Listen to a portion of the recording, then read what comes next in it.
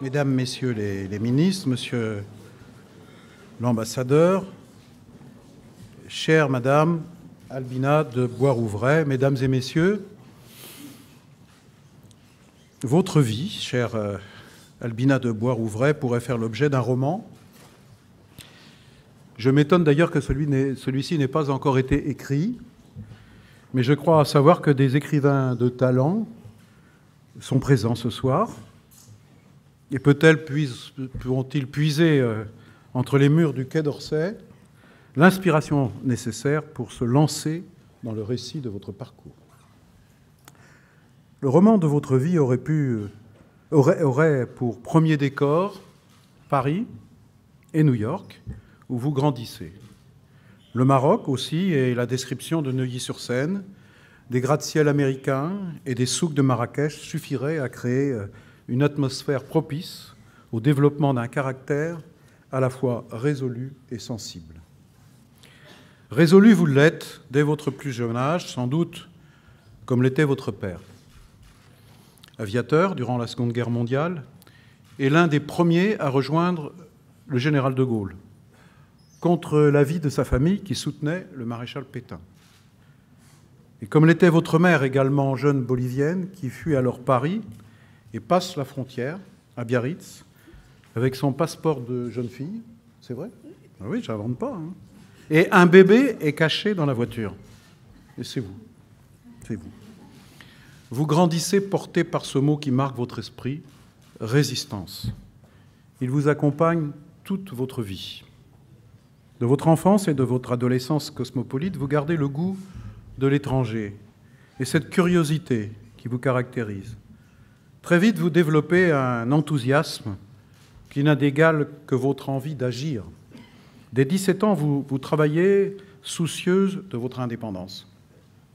J'ai d'ailleurs appris que vous aviez très jeune effectué un stage au ministère des Affaires étrangères. Vous l'affirmez en 2000 dans une interview accordée au magazine L'Express. Votre vie telle qu'elle était tracée vous ennuyait. Vous allez donc, par le jeu de votre volonté, lui donner les contours de votre choix. De la volonté, vous n'en manquez pas. Elle transparaît d'abord dans votre carrière de journaliste indépendante. Vous initiez notamment le magazine littéraire au nom évocateur, Libre, dans lequel les auteurs latino-américains comme Gabriel García Márquez ou encore Octavio Paz vont pouvoir s'exprimer. Et puis vous entreprenez une carrière de productrice de 1969 à 1986. La maison de production que vous créez produit 22 films en 17 années, dont des films marquants tels que L'importance est d'aimer d'Andrzej Sulawski et Fort Sagan d'Alain Corneau. En 1985, vous êtes le premier producteur cinématographique nommé dans l'Ordre national du mérite. Dès 1981, vous présidez et dirigez la société d'exploitation et de gestion hôtelière, regroupant les entreprises familiales léguées par votre père, dont l'hôtel Bristol de Genève. Et c'est là un nouveau cadre romanesque. Vous demeurez particulièrement attaché à la Suisse, où vous vous êtes installé dans les années 60. Vous y rencontrez l'aviateur Bruno Bagnoux, qui devient votre époux, et le père de votre fils, François-Xavier. Madame Albina de Boisrouvray, les mots sont inaptes à décrire la douleur des épreuves personnelles que vous traversez des années plus tard.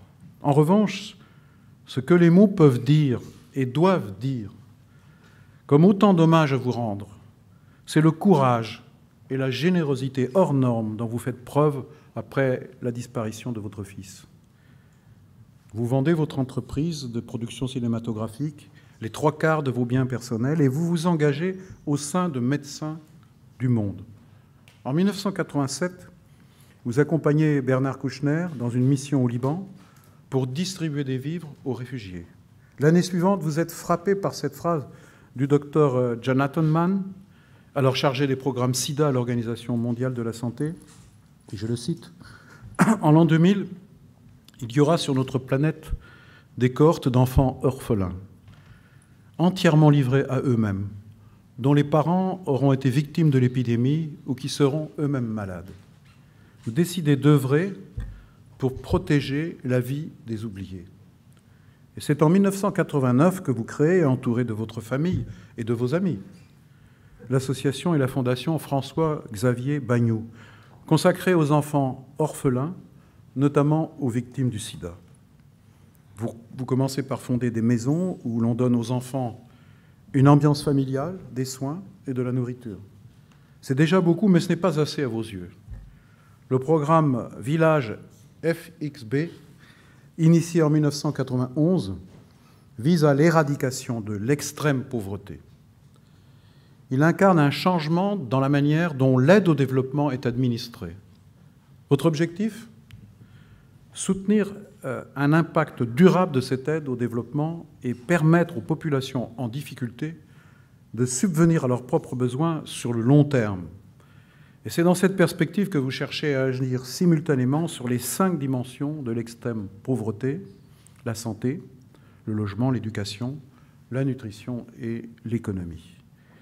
L'innovation de votre action réside dans la mise en place d'une activité qui permet aux populations, après le départ de FXB International, d'être redevenus des acteurs à part entière de l'économie locale de leur pays. En 2001, c'est à Sion que vous inaugurez en Suisse la maison François-Xavier Bagnoud du sauvetage. Votre organisme réunit en un seul lieu 24 heures sur 24 et 365 jours par an tous les moyens humains et matériels relatifs au sauvetage d'urgence. En 2002, vous recevez le prix Nord-Sud du Conseil de l'Europe en reconnaissance de votre engagement. L'année suivante, c'est le Lifetime Contribution Award que vous recevez lors de la 4e conférence internationale sur le sida en Inde. Et toujours en 2003, le Time Magazine vous désigne, non sans raison, comme l'un des héros européens de l'année. Il est rare qu'une année passe sans que votre action et votre fondation soient décorées ou publiquement remerciées et reconnues. Chère Albina de Boisrouvray, courtoise, aimable, vous n'êtes pas pour autant consensuelle. Oui, vous savez porter votre voix autant que vous aimez agir. Ainsi, à Davos, vous n'hésitez pas à demander à Madeleine Albright, devant plus de 2000 témoins, maintenant, comment mettons en pratique les propos que vient de tenir le président Bill Clinton. En 2014, votre fondation a célébré son 25e anniversaire, affichant des centaines d'actions sur plusieurs continents, en Amérique latine, en Afrique et en Asie. En 2015, elle avait touché 17 millions de personnes. Aujourd'hui, les fonds de départ ont totalement disparu, mais le relais a été trouvé auprès des entreprises, comme Areva, Air France, GDF Suez, Chanel, et des personnes privées et des gouvernements. Depuis près de 30 ans, vous parcourez le monde pour venir en aide à ceux qui en ont le plus besoin.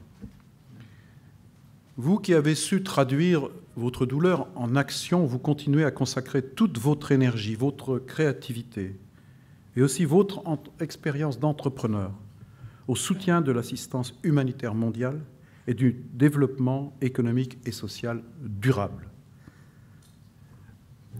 C'est pour votre engagement, votre courage, votre générosité, et partagée ici par l'admiration de tous vos amis qui ont répondu à votre invitation, qu'au nom de la République, j'ai le plaisir et l'honneur de vous remettre ce soir cette distinction, de vous décorer en présence de vos amis, de vos proches et tous ceux qui vous accompagnent et qui vous aiment.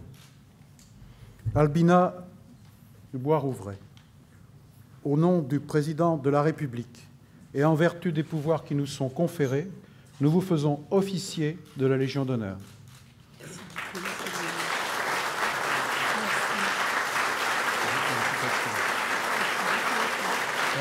J'espère que j'ai dit des choses vivantes. Vous avez dit des choses tout à fait mauvaises. Vous m'avez dit que si déjà, je ne sais pas où vous avez pris.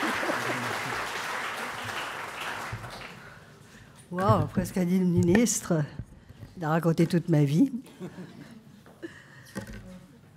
Je voulais simplement, Monsieur le Premier ministre et Monsieur le ministre des Affaires étrangères et du Développement international, ma très chère famille et mes très chers amis, C'est un grand honneur et c'est un grand bonheur que de recevoir de vos mains cette haute distinction. Et je vous en remercie du fond du cœur. Comme je vous remercie aussi d'avoir proposé ma promotion au président de la République. Je voudrais aussi vous remercier de nous recevoir dans cet endroit tellement beau, chargé d'histoire, et qui est le symbole du rayonnement international de la République française à travers le monde. Et puis je voudrais remercier aussi mon ami de très longue date, Xavier Bertrand, d'avoir soutenu cette promotion dans l'ordre de la Légion d'honneur. Je voulais vous dire, tous mes amis qui êtes ici, que si vous êtes là aujourd'hui, c'est parce que vous avez, chacun, à un moment donné ou à un autre, joué un rôle dans ma vie d'activiste de la société civile.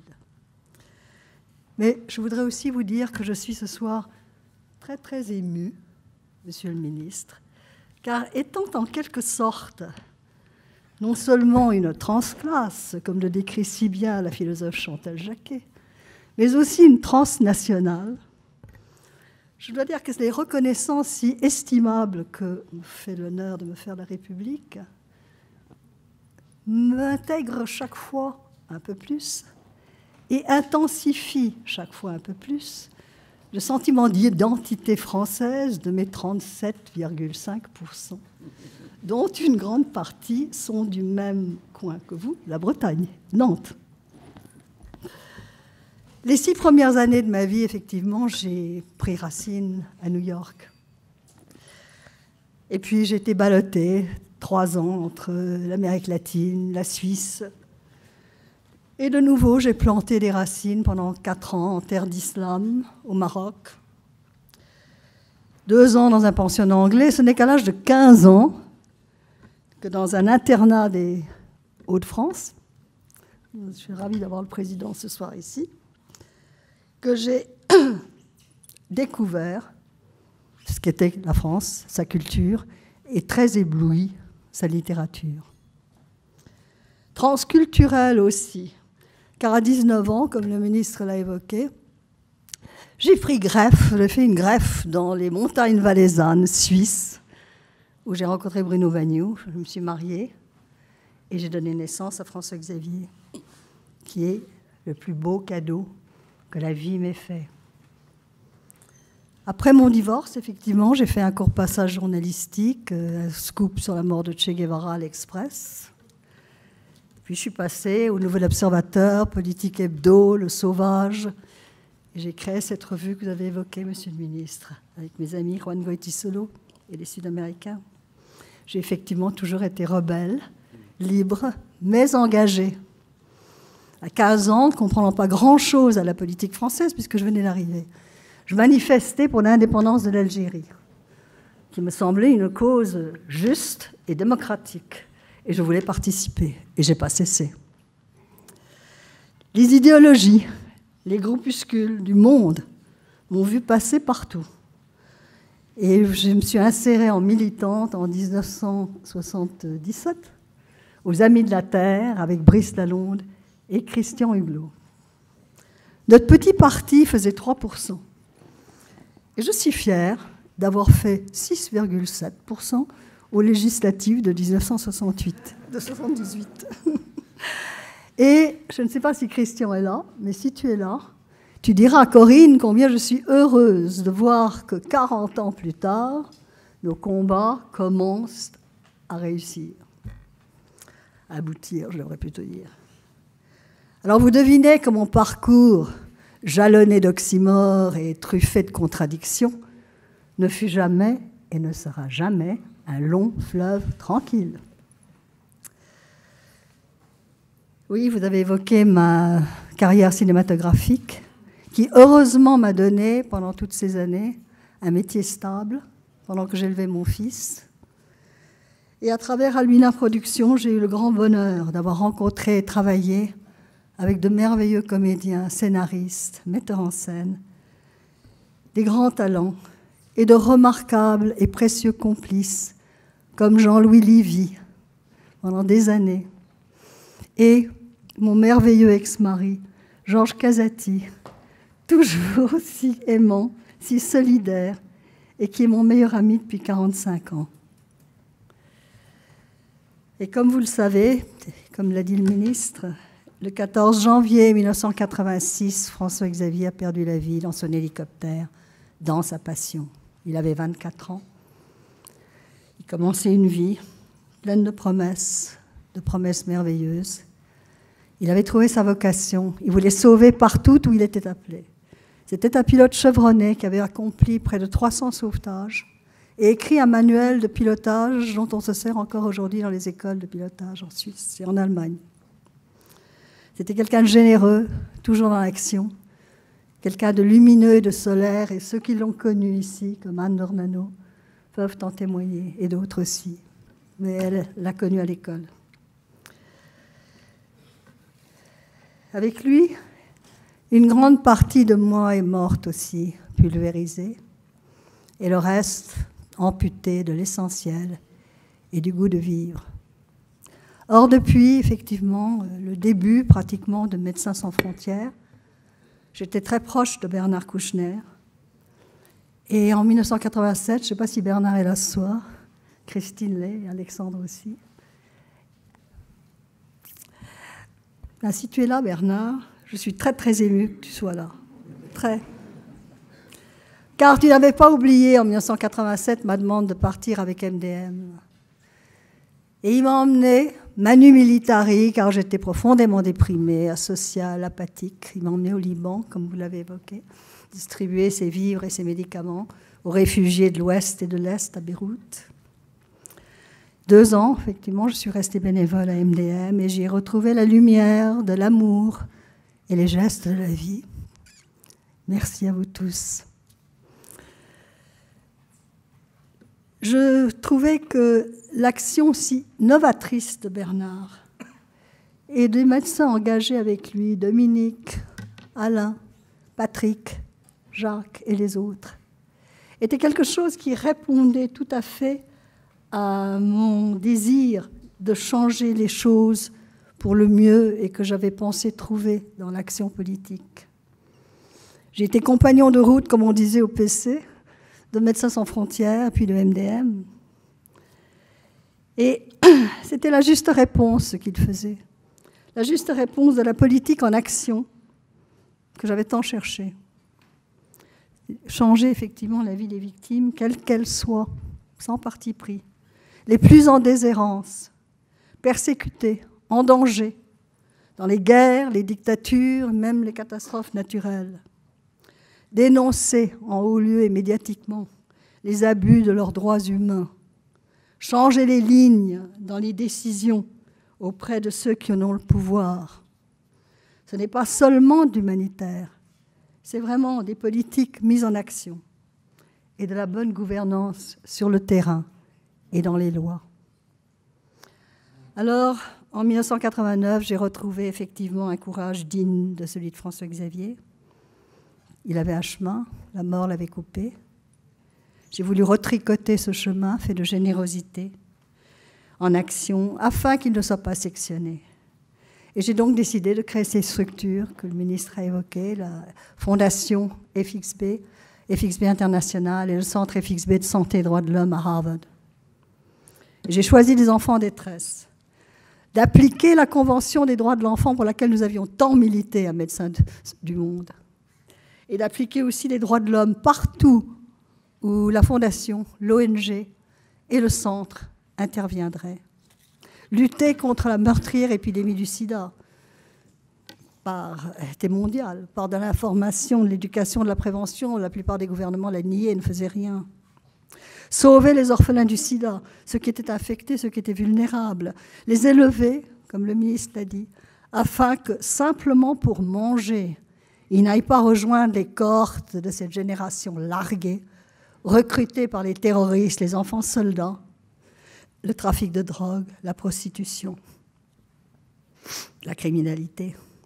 Et j'ai étendu cette action ensuite aux enfants de l'extrême pauvreté qui sont dans la même destitution. Parce qu'investir dans la jeunesse, c'est investir dans la paix et la sécurité du monde. On le voit encore plus aujourd'hui. Il fallait donc trouver des familles capables de les accueillir et de les élever, ces enfants. Or, elles étaient elles-mêmes dans un état de pauvreté extrême, démultiplié la plupart du temps par le sida, vivant avec 1,25 $ par jour, et même moins. Il fallait donc absolument ouvrir des voies nouvelles. C'est par nécessité et une sorte de hasard d'association d'idées que j'avais, que j'ai créé la formule, la méthodologie de ces villages FXB, qui depuis près de 30 ans, réussit à sauver 80 familles, par 80 familles, c'est-à-dire 500 à 600 personnes, qui sortent de la très grande misère et deviennent des petits entrepreneurs locaux, se substituant à nous en 3 ans, dans une autonomie économique avec 86% de réussite durable.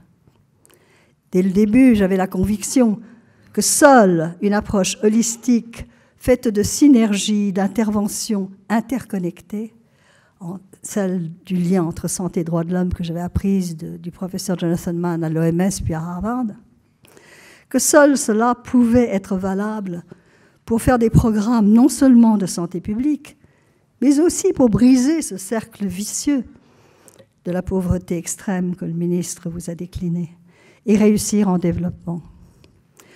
En effet, vous comprendrez bien à quoi ça sert de construire une école si les enfants étudient l'estomac vide et non pas une maison familiale où rentrer dormir. À quoi sert de faire un dispensaire si les malades vont rentrer, continuer à boire de l'eau contaminée?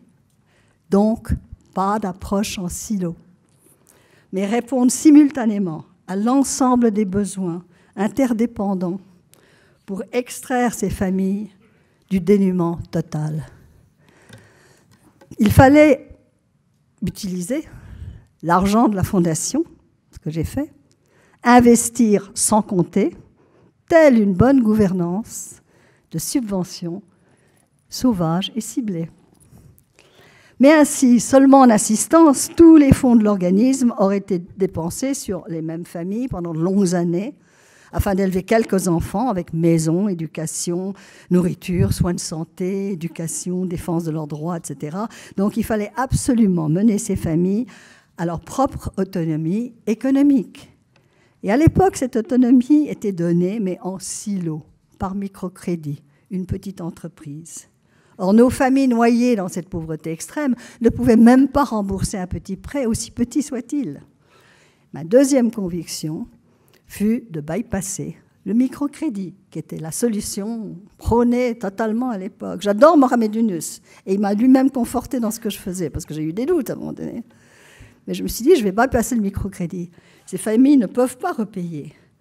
Et donc, il faut tout de suite leur payer une petite entreprise et sa formation, afin d'ajouter un lien économique aux autres liens subventionnés.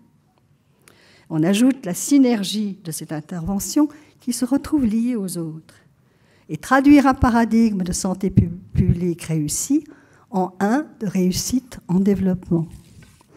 Nous sommes l'étape avant le microcrédit, auquel les familles accèdent au bout des 3 ans.